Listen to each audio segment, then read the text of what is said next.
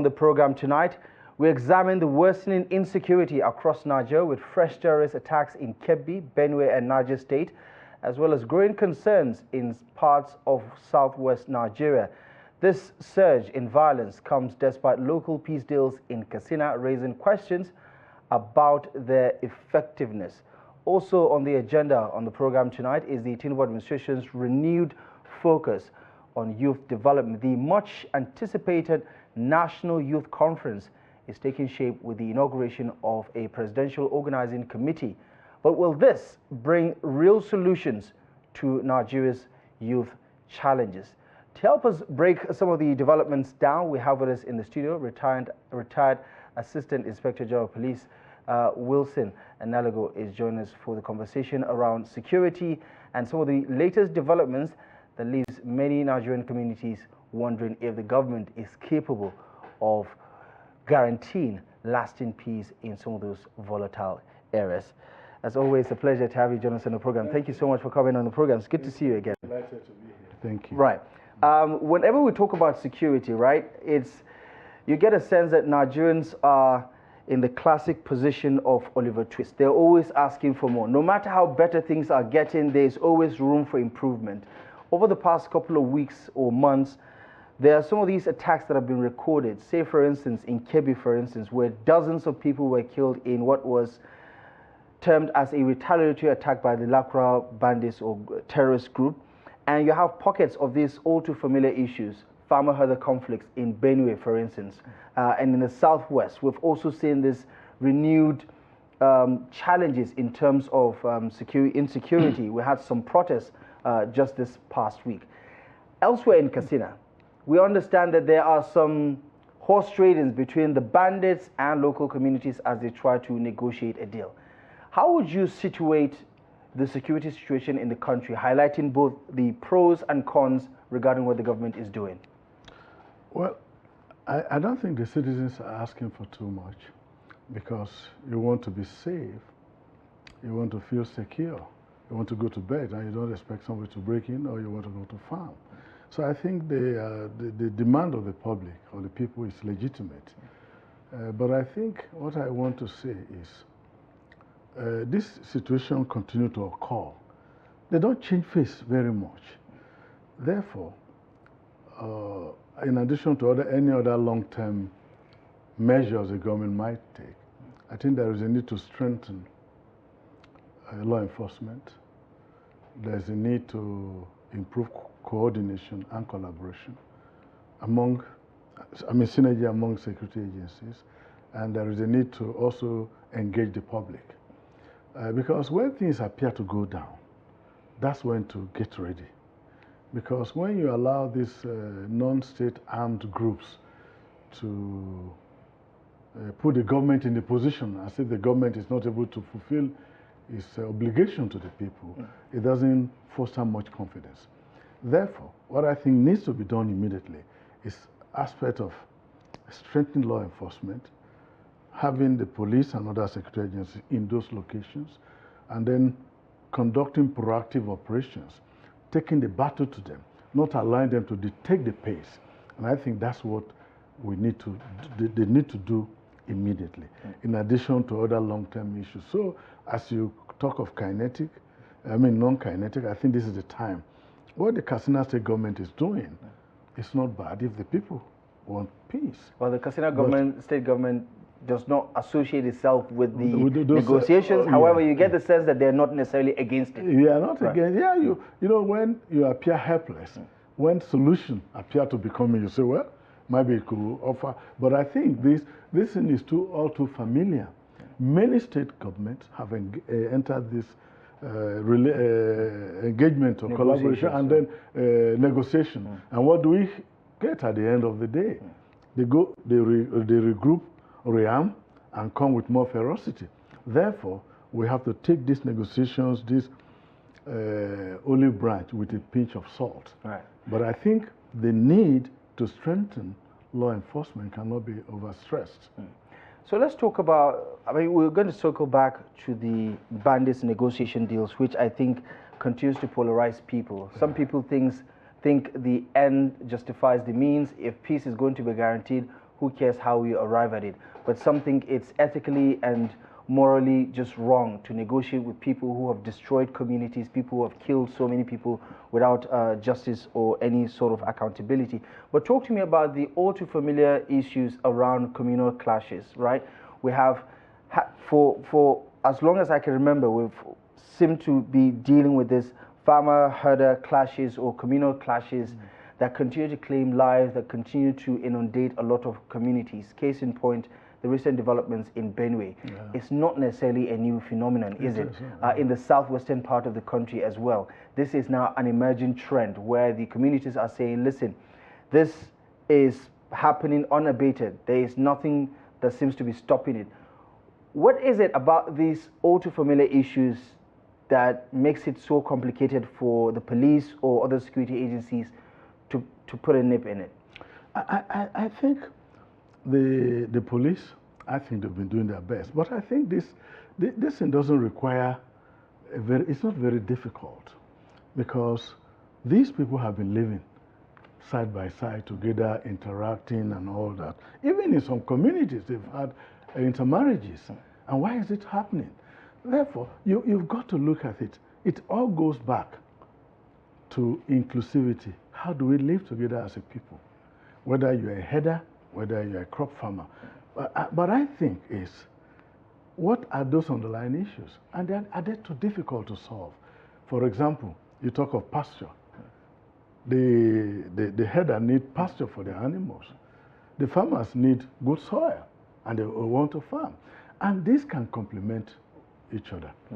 By the time you complete your harvest, you have your sorghum stock, your maize stock, and it's okay. We have completed our harvest. So it's about bringing them together, not carrying guns alone. Gun cannot solve it, because this attack happened in a very sporadic manner that you don't really anticipate, and they happen and lives are lost. Therefore, we've got to have a kind of cattle resettlement committee in the community, and that is a very successful thing. That if you can have cattle resettlement, the farmers and the cattle headers, you provide a forum for them to come together to identify those issues that bother them.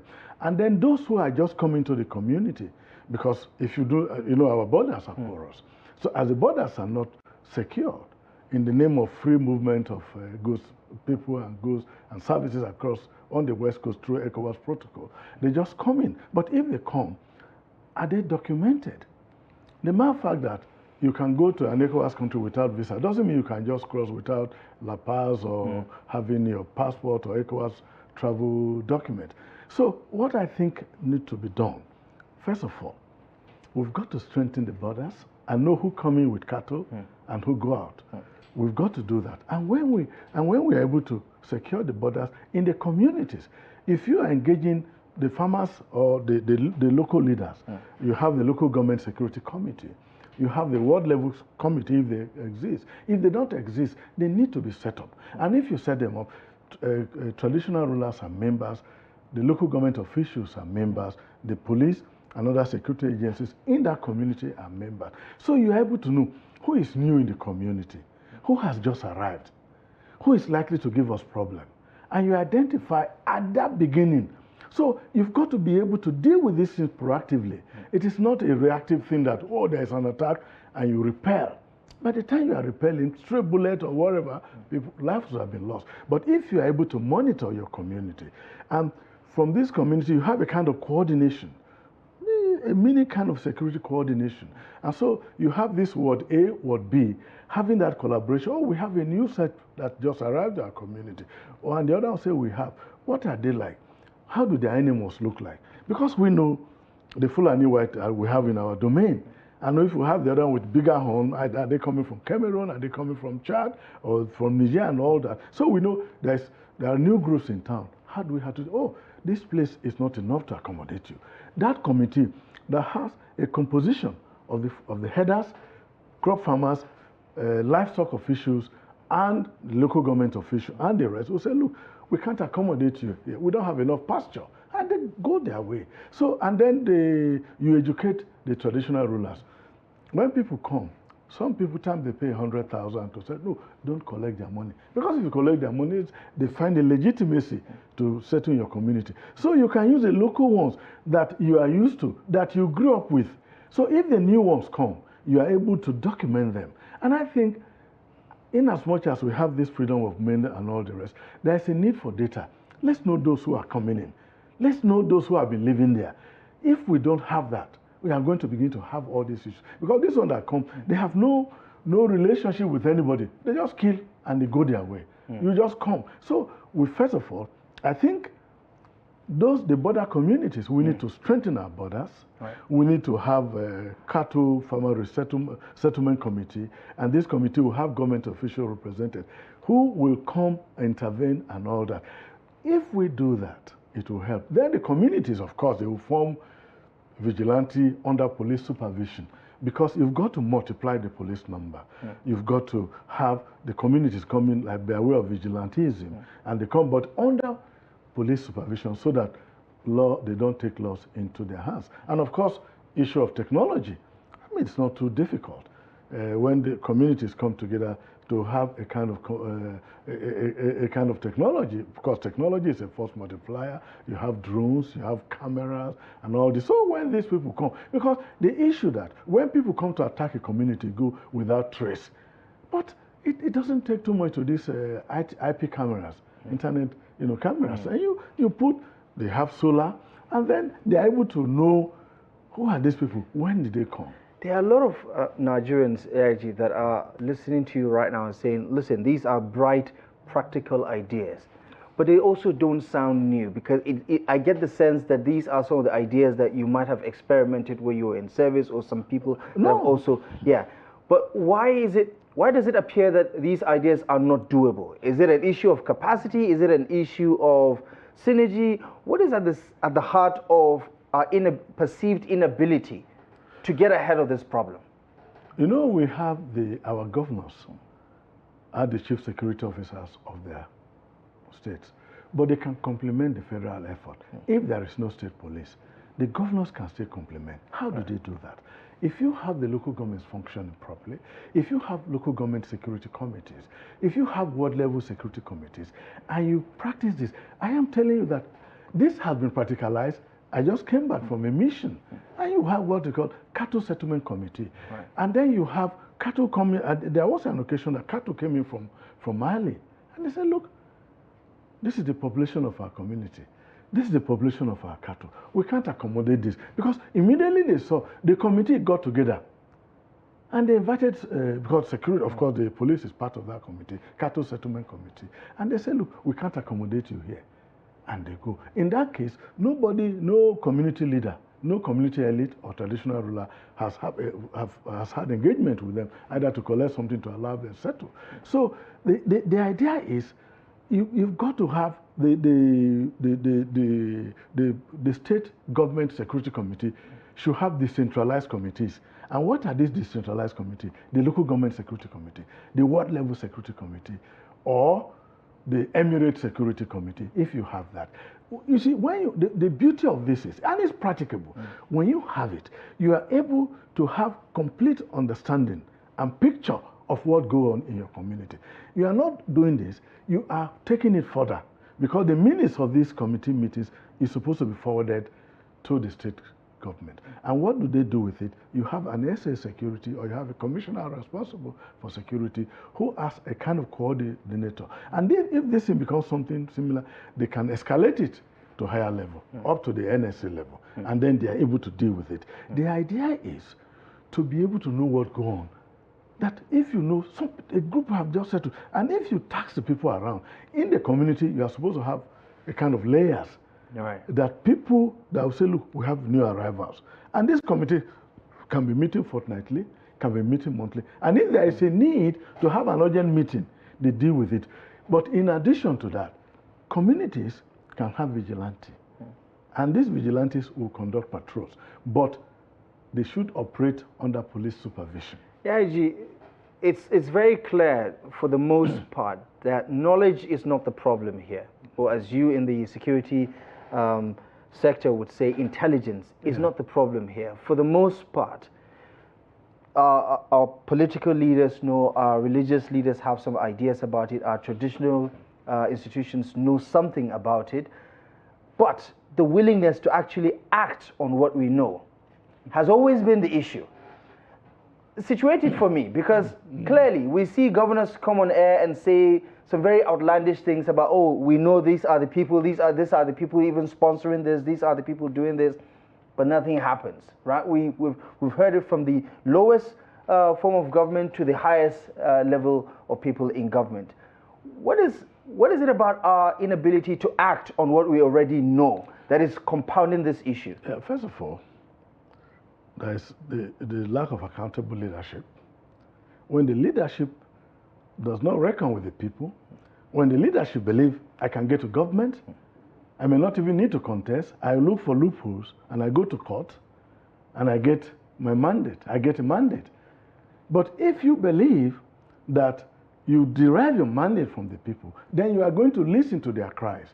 You are going to listen to their concerns. So this is the issue of one aspect. The other issue is about capacity, capacitating the law enforcement. And who does that? The government. Because if they lack capacity, if they lack synergy among themselves, if they lack vehicles, and that happens. But before it escalates to this, if there is responsible governance, and the government will say, look, we want to know what happens in community. That means if a ward level security committee does not take place, somebody will be held, there will be consequences. If a local government security committee does not take place, and if it does take place and the minutes are not escalated to the higher level, there should be consequences. But the people are not holding government. So first of all, there is the issue of capacity. Who does what? If you talk to police, talk of civil defense, of DSS, sometimes capacity is not that much. In terms of materials to work with, I talked about technology. How many of them? But the community can go together and put even one IP camera. This is the normal road that these people follow, and you can capture. What I'm saying is to have that understanding. But the issue is somebody has to get them to do it. If nobody tells them to do it, if nobody monitors, like the Englishman will say, what does not get measured does not get done. If nobody is asking, why is this local government security committee, which is a decentralized committee of the state security committee, why the ward level security committee is also a decentralized security committee? If these things are not taking place, because I imagine, for example, you have this SA security, you're all commissioner for security. There should be a template that the ward levels, the local government are reporting. And then he does an executive summary as part of his brief to the governor every morning or every other day. And the governor has to just say, look, this is what situation we are having in Duri ward or something. And this is, what are you doing about it? What capacity do the other people have? And you bring them, it becomes like a kind of tasking and coordination. Some have argued that this is one way to get the best out of our traditional institutions, for instance, because they don't have a well spelled out role in the Constitution, and that this is one way to get them involved. That's why I talked about having a kind of chiefdom security committee. So we are not just relying on ward level security committee, where you have an emirate, for example, you have an MSEC, Emirate Security Coordination Committee, and then the governor, the governor or whoever should have a kind of representative, provided secretariat that will escalate these minutes to them. So I think if we come together, if there is responsible governance, we are going to be dealing with these issues of security before they get out of hand. Right. Talk to me about negotiations. We're taking a look at videos, the footage here from, this one is actually from Jos in Bokos.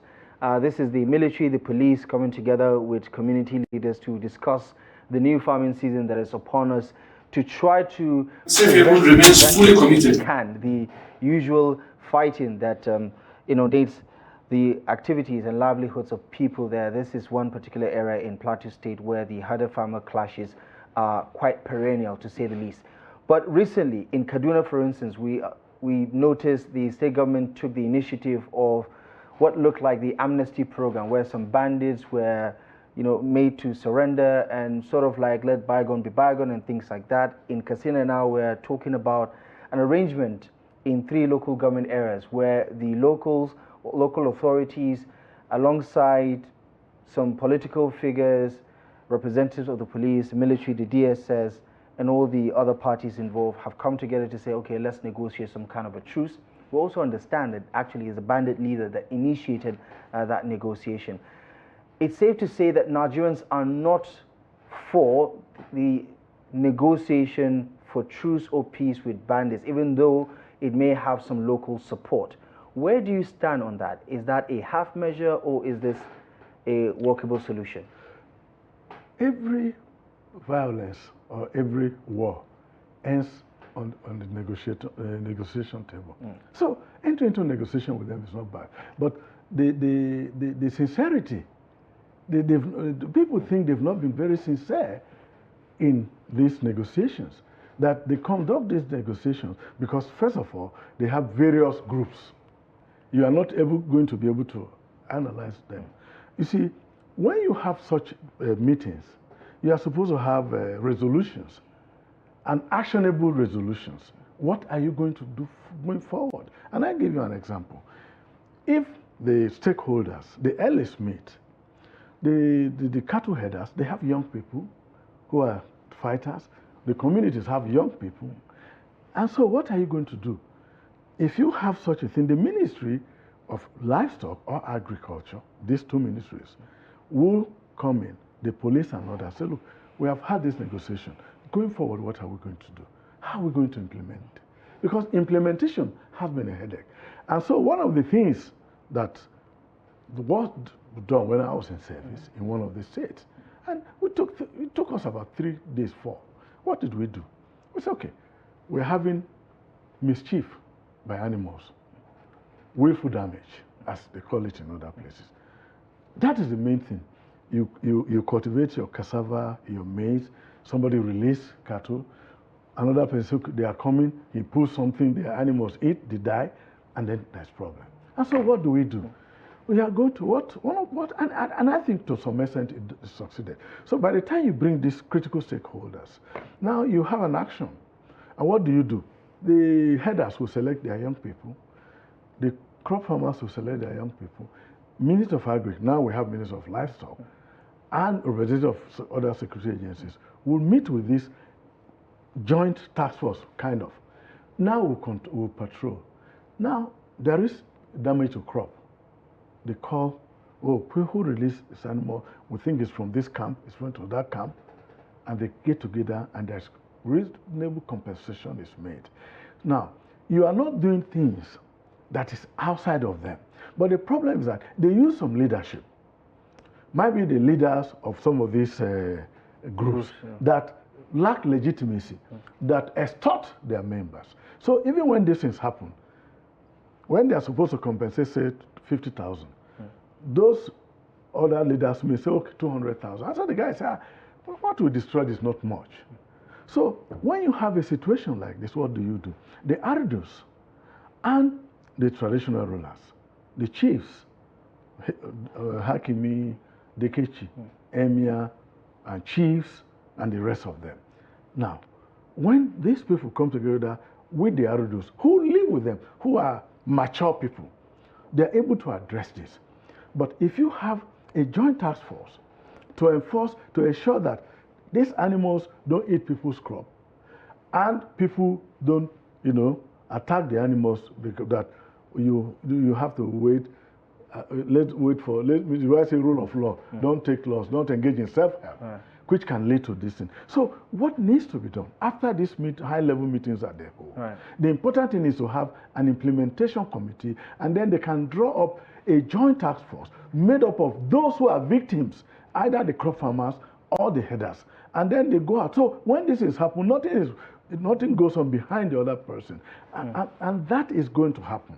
That will solve this problem. Okay, just before you go, a quick one on whether you think some of these ideas that you're explaining and expressing, some would say easier said than done, but do you get a sense that there is a similarity of what you're explaining in what's being done right now to address some of these gaps? Yeah, I think these meetings take place, and I don't know whether they have implementation committee to implement some of the resolutions made. But I think when in one of the states, and I can give an example, that is Ekiti, when they just passed their law and all that, and it took like 3-4 days, and the state government then supported, and we had the Ministry of Agriculture officials to stay with us in the room for 3 days, get break, come back, and we set up a joint committee of the young people.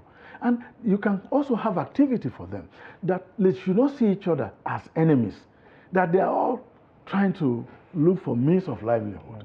And I think in some other West African countries, they have this problem of herders farmers clash. It cuts across ECOWAS. It's not a Nigerian thing. And they have, in one of the places I've been to, they have what is called Cattle Settlement Committee. And that committee takes care of the chiefdom or the district or the local government. And when there is a new arrival, they quickly step in and say, we have new people, we don't know. And they say, look, our pasture here cannot support you. And government should encourage the planting of these pastures like napier and this grass. Yeah, it's safe to say that a comprehensive solution, at least theoretically, is available. However, what's happening in real life, day to day, leaves much to be desired. But as always, A.I.G. Wilson and Inalegwu, exceptional conversation. Thank you so much for the insight and for your analysis. We hope to speak to you soon. Pleasure for me to be here. Thank you very much, as always.